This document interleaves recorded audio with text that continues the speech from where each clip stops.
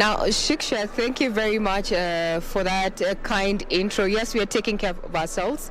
The temperature here feels like 14 degrees Celsius. So if you see us in hats, gloves, and the likes, well, it's just trying to keep warm. What you're seeing on the screen is how it's looking like just some few minutes past the witching hour, 3 a.m. What you can see is Kanini Kega there, who already considered defeat, as well as TJ Kajwang, who has been making quite the scene over the last since yesterday, given that it's already 3 a.m. in the morning on Saturday morning, in regard to some of the agreements that had been made between the IEBC agents, chief agents and party agents in regard to the conduct during the verification exercise that is currently underway. Next to him there, just a tier there, we're also seeing Wycliffe Oparanya, and we can also see Elizabeth Metoff from the crowd, just to show you that the exercise that they're terming as Kulinda Kura is still underway round the clock. Now I want to take you across the Uchaguzi Hall, Shiksha and Wahome, to just give you a feel that also the commissioners are burning the midnight oil. What you can see right now is IEBC officials continue to verify the Form 34Bs. Remember, by end of date around 5 p.m. Friday, 290 Form 34Bs were already within the National Tallying Center, and this is an exercise that is currently ongoing. At the dais there, we have none other than IEBC Vice Chair, that is Juliana Cherera, flanked by Commissioner Irene Masit there. The lady is holding vigil as this process continues.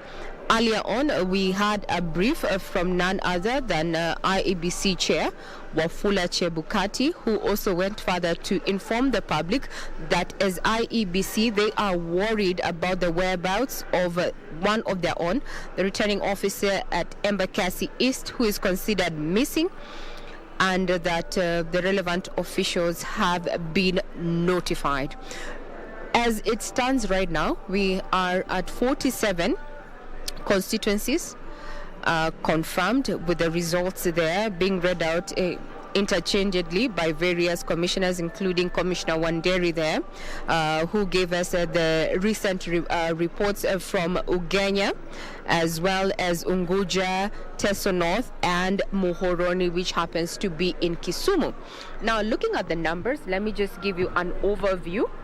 Remember that the IEBC chairperson, Wafula Chebukati, is the official RO in as far as the presidential results are concerned.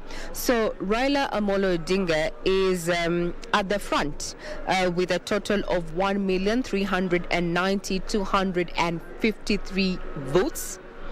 That is the latest, just some few minutes past 3 a.m. This represents a 59.72%. Ruto, his close competitor, comes in second with 922,657 votes, representing 39.63% of the votes that have been verified. IEBC Chair has been very clear to not just the media but also members of the public in regard to declaring themselves winners, and they have to wait for the IEBC to authenticate what they have been uploading as a Form 34As against the Form 34As original, as well as the Form 34Bs that is currently underway. Now, talking about what is required for one to be declared the president. So IEBC is also monitoring how many counties these particular candidates are garnering at least 25% of the votes. So Raila has 18 counties where he has scored over 25% plus, and Ruto has presence in 22 counties and counting. So far, 47 constituencies have they recorded their outcome out of a possible 290. So the night is rather long. IBC had earlier promised Kenyans who are eagerly waiting for the outcome of this particular process that by end of today, or that was yesterday, now this is morning Saturday, that at least they'll have covered half of the 290 constituencies there. Now, there's been a bit of, commotion here and there between political leaders and IEBC agents, and the recent one being a claim by some of the politicians at the floor of the House, being Uchaguzi Hall, claiming that there was an IEBC agent who had walked out with a laptop, and that was just in contravention over some rules of conduct, or rather code of conduct that the chief agents had set earlier on Friday. So as it stands, we are waiting to see if we're going to have any other update from IEBC. As you can see, it's the two ladies holding fort for the rest of the commissioners. That is Irene Masit and Vice Chair of IEBC, Juliana Cherera. Shiksha, as far as 3 a.m. or between 3 to 4 a.m., that's the update that we have from the National Tallying Center here at the Bomas of Kenya. Back to you, Shiksha. Ray, I'm not sure if you can hear me, but we do have some reports that earlier on there was, a mystery laptop that appeared at Bomas of Kenya. It was unidentified, and of course it was spotted at the National Tallying Center. Do we have any update of where it came from and what exactly it was doing there?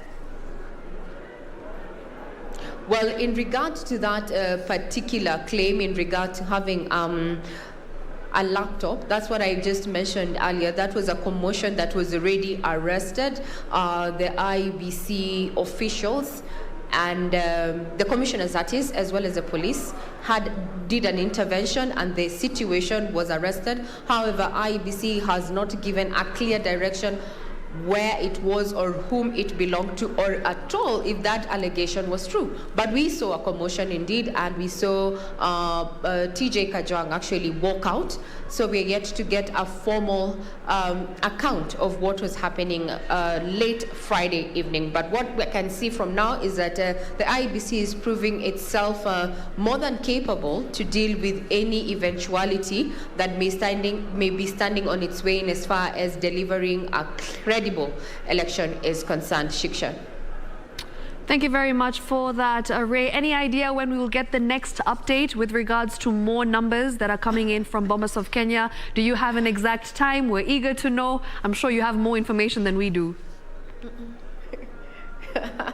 Well, unfortunately, we're playing it by the ear, Shiksha. We're also waiting. We're burning the midnight oil here.